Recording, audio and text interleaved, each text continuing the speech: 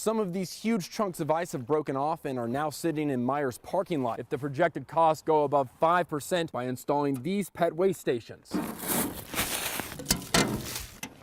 so that people leaving the park. The top 2 stories erupted into flames. I was speaking with them earlier. One of them, his entire face was covered in ash and smoke. Luckily, crews have the equipment they need to truck this stuff out of here. For the first time in 3 weeks of the strike, the gate is open. That at the time he was driving students around 7 to 9 a.m., he did have a blood alcohol that was above the legal limit for a bus driver. Only 3 layers between us and the ground. First you had this tarp. This is really to keep the moisture off of us. The only problem that some have had with the iPad is that it's distracting while others are talking. Major drug sweeps at the Okemo Trailside condos in Ludlow. It's pretty scary, actually. And on Mount Vernon Street in Springfield. The full camo and the helmets and holding their rifles, and so I got a little nervous. The end result of the tension, 33 arrests according to police. Their pictures lined up to show the community. Most are accused of selling heroin, cocaine, narcotics, some accused of all 3. Springfield neighbor Tracy Obimski saw it all unfold from her porch. There was smoke coming from the back of the house. There was movement in the trees, and there were several, well, I called them soldiers at the time. Even as one moved through her backyard, she thought he looked ready for battle. Right there. And I mean, he came out of nowhere. That officer was taking part in Operation Precision Valley, an investigation made up of federal, state, and local authorities, which they say netted out-of-state drugs. We're still not sure how many drugs were seized, but we do know that this is just the beginning of police's efforts to tackle the drug problem. We were here today, but I'm also here to tell you that we'll be back another day. Public Safety Commissioner Keith Flynn says fighting the growing heroin problem can't just be beat by arresting the dealers, but by addressing the addiction. It's one thing to address the supply, but we need to address the demand. It's all scare tactic, is what you are to get your point across. You're on camera. I don't care. A little media attention didn't stop some Highgate residents from saying what they felt about a proposed ban on backyard firing ranges. Came here and told me and Shane that we were all set, that you were going to drop this whole thing. I never said I was going to drop it. This is just about gun safety in neighborhoods. Vern Broski helped draft the ordinance that would prohibit target shooting within 1,000 feet of local schools and on properties near Monument Drive. That proposal is what brought range owners, town leaders, and Vermont Federation of Sportsmen Clubs Clint Gray on a tour of the target shooting areas to get an up-close look at the issue and some potential evidence. Those are not bullet holes. A lot of finger pointing about what was or wasn't bullet damage on properties near ranges. This one wasn't. On this silo, it's inconclusive. But Broski says neighbors were still concerned. Everybody was upset with the amount of shooting that was going on, especially when we found out that houses were getting hit. But the main attraction Saturday was the opinion of Gray, who reminded shooters of the death of St. Mike's professor John Rice in Essex, killed by a stray bullet, and then gave his opinion on the ranges. They could have higher backstops. This here is maybe not as high as it should be. There are likely to be even more opinions for the vote on town meeting day. But the ordinance is non-binding, meaning all of the issues addressed in it, they wouldn't take effect, and the decision to make any changes would still be up to the select board. Do you feel like as a selectman, getting that input can actually help influence your decision, or do you feel like your mind's already made up? I guess I'd have to say I'd like to see what the feeling is of the people. If Saturday proved anything, it's that feelings won't be held back. I'm just really disappointed. It's really a letdown.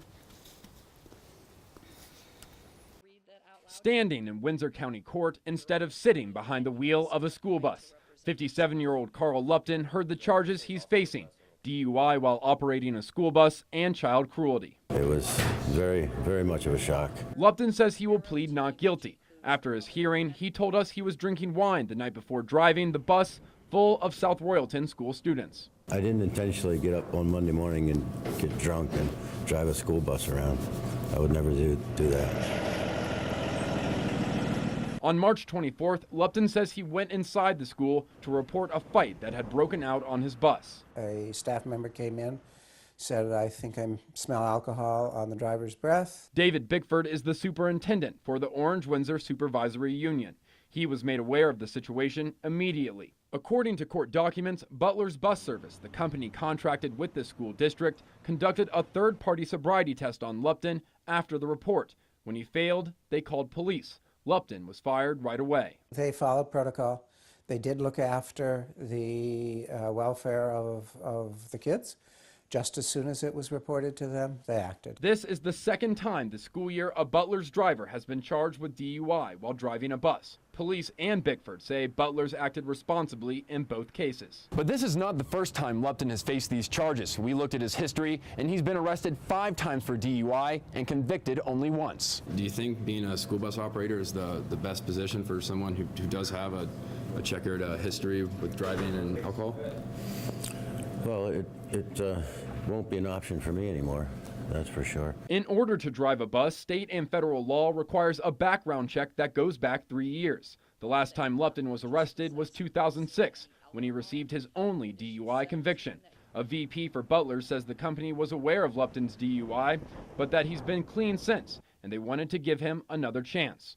Superintendent Bickford says the district is committed to Butler's, a company that's been contracted with Orange Windsor for 4 years. Are there any second thoughts about going with Butler's Bus Service, considering these 2 incidents with them? No, it could happen to anybody. You know, typically when bus companies change, they seek out and hire the folks who previously served the communities. May Manning's bedroom is the casualty of what state police say was a high-speed chase through a residential neighborhood in St. Albans. That's when I went out there and peed.